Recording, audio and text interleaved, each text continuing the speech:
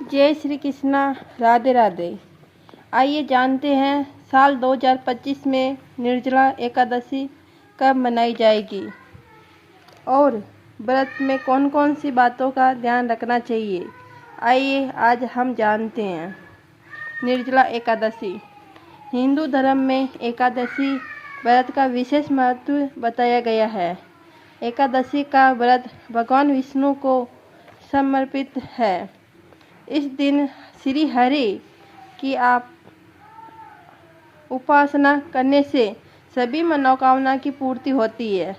साल में 24 एकादशी आती है, जिसमें निर्जला एकादशी का व्रत सबसे अधिक महत्वपूर्ण मानी जाती है।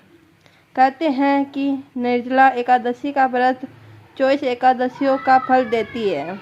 निर्जला एकादशी के व्रत में पानी की एक बूंद भी ग्रहण नहीं की जाती है। कठोर नियमों के कारण सभी एकादशी व्रतों में निर्जला एकादशी व्रत सबसे कठिन माना जाता है।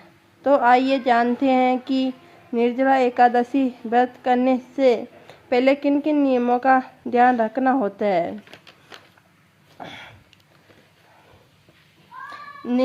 निर्जला एकादशी का व्रत बिना अन्न और जल के रखा जाता है। इस व्रत में जल ग्रहण नहीं किया जाता है, इसलिए इसे निर्जला व्रत भी कहते हैं। एकादशी व्रत के अगले दिन सूर्य उदय के बाद प्रारंभ किया जाता है।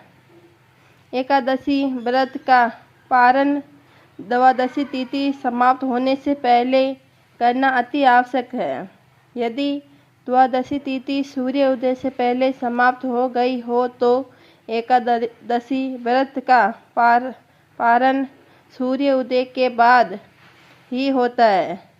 सूर्योदय तिथि के अंदर पारण न करना पाप करने के समान होता है। निर्जला एकादशी के दिन भगवान विष्णु के साथ माँ लक्ष्मी की भी पूजा करें। एकादशी के दिन व्रत और कथा जरूर पढ़ें। इसके अलावा निर्जला एकादशी के दिन दान करने का भी विशेष महत्व है। निर्जला एकादशी के दिन अन्न के साथ जल का दान भी करें। सहगिरों से लेकर पशु पक्षियों के लिए पानी व्यवस्था करें। जल का दान करने से विष्णु की कृपा प्राप्त होती है। निर्जला एकादशी के दिन क्या नहीं करना चाहिए, आइए जानते हैं। एकादशी के दिन तुलसी का स्मरण करने वर्जित माना गया है। इस दिन तुलसी में जल अर्पित ना करें, ये बहुत बड़ा पाप होता है। निर्जला एकादशी के दिन हमें जमीन पर सोना चाहिए।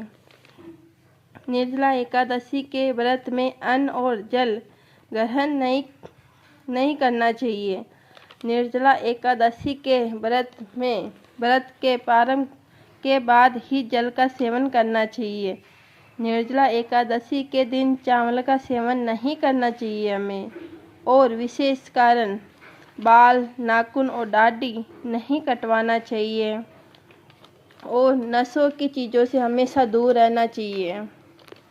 यदि वीडियो अच्छी लगी हो तो लाइक ज़रूर करें।